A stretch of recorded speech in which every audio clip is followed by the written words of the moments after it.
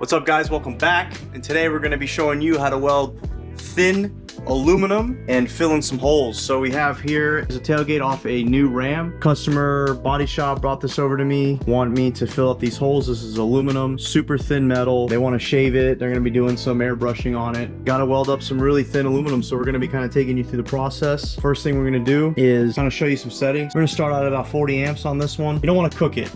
And then we're going to be running a 1/16 tungsten, and then we're going to be using a 1/16 filler rod as well. Let's get after it.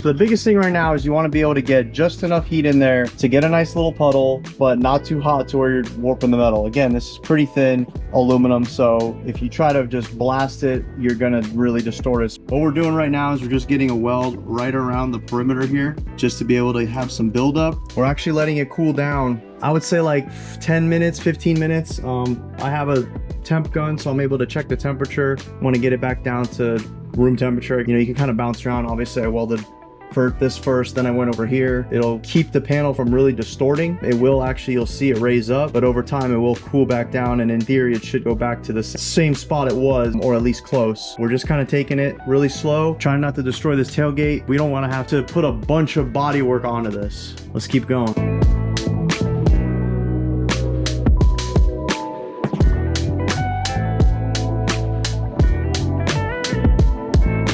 So far so good. It actually really is amazing. Everything's staying pretty flat. You do watch the metal raise up, but like I said, give it time to cool and it will go back in that same area. You're getting a nice bead around the perimeter just to start building some stuff up. You know, it's not pretty, but it's all going to get blended and smoothed and flattened out. Two different ways you can go about this. Typically, if they're just circles, you could just kind of get little plates and plop them in there. But this being kind of an awkward shape, I think it's going really well just using weld to fill it, especially these real small holes. You got to kind of play with it and fine tune it and figure out your own process. I'm just going to be making beads around it. Probably going to grind it down so that way it's a flat surface to start with, and then running beads in circles until we get it fully filled in. Take your time. You don't want to mess this panel up. It's a slow process, but it's the correct process.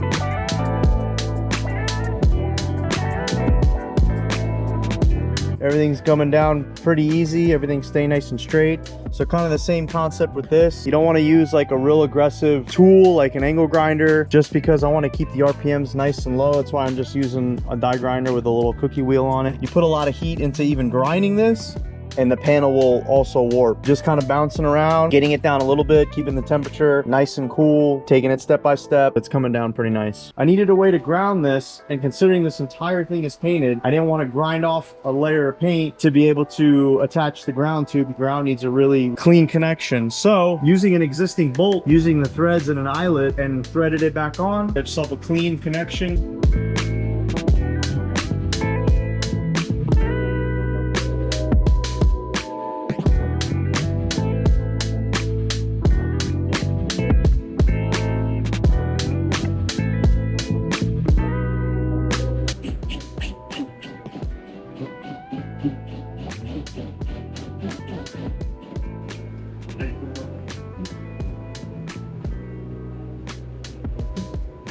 I got to a pretty good spot to where I can start to drill a hole. And what I ended up doing is taking the inside piece, kind of the drop of the hole saw, and using that as my little circle. Drilling out a hole, I'm able to kind of pop this little piece of circle in here and go ahead and weld that so that way I can get a nice flat finish.